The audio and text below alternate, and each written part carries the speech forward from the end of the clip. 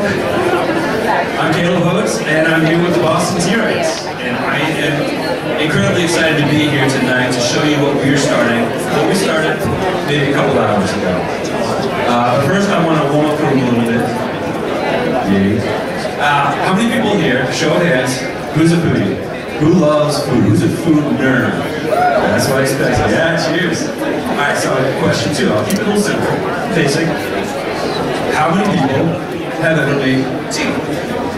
Pretty simple, right? Show of hands. Great, yeah. Just as many people. Alright, I'm going to change this up a little bit now. Rephrase this, change the context, and see what happens.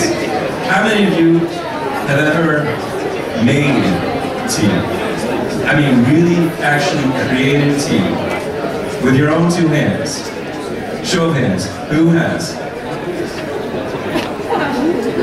Oh yeah. Stop by the table after we should chat. We got 2 people in this room filled with foodies who have actually made tea with their hands. And you know what? That's sad. That's the sad fact of life right here, right now. Because we can be in Boston, a foodie city, have a room filled with foodies, and only 2 people. 2 people that have ever actually created a tea. And the reason being is that the tea industry is old-fashioned.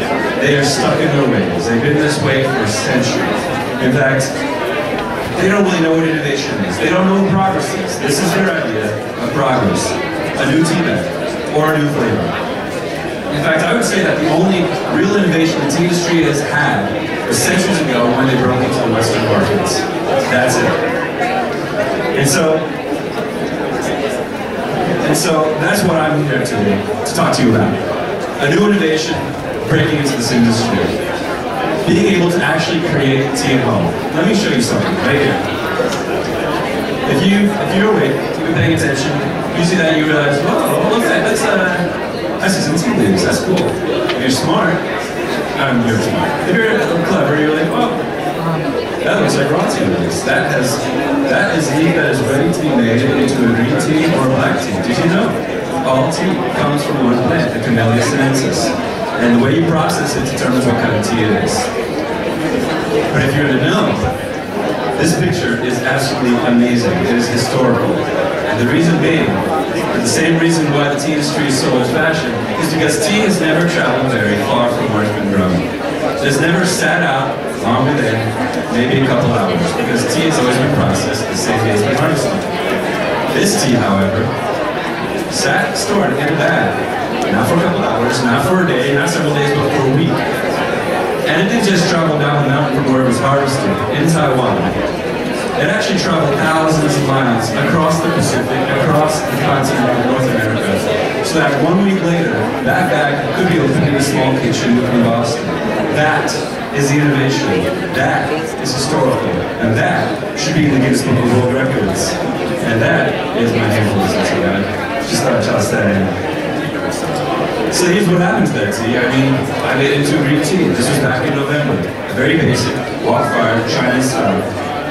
And on Thanksgiving Day, with my friends and my family, we steeped it in a pot, we drank it, and we shared the first cup of tea ever made in the Northeast.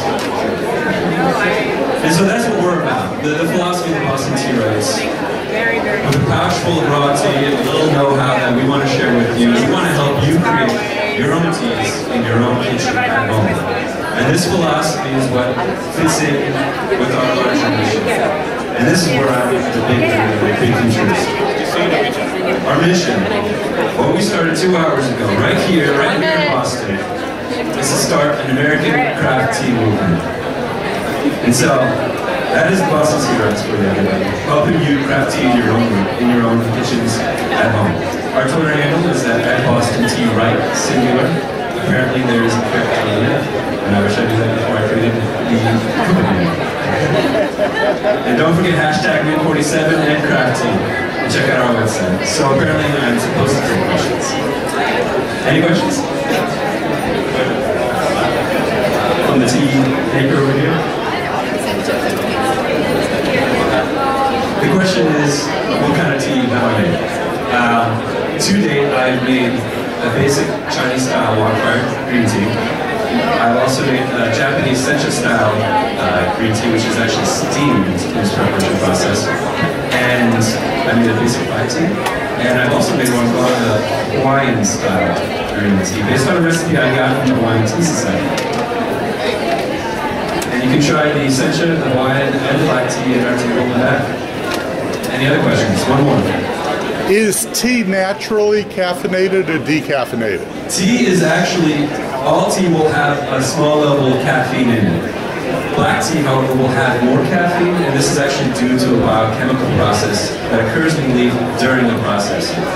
So, with black tea, the first stage is actually to wither the leaf, which softens it up, leaves it out. And that's when it starts to break down, and it starts to become, that's when the caffeine starts to build up in the leaf.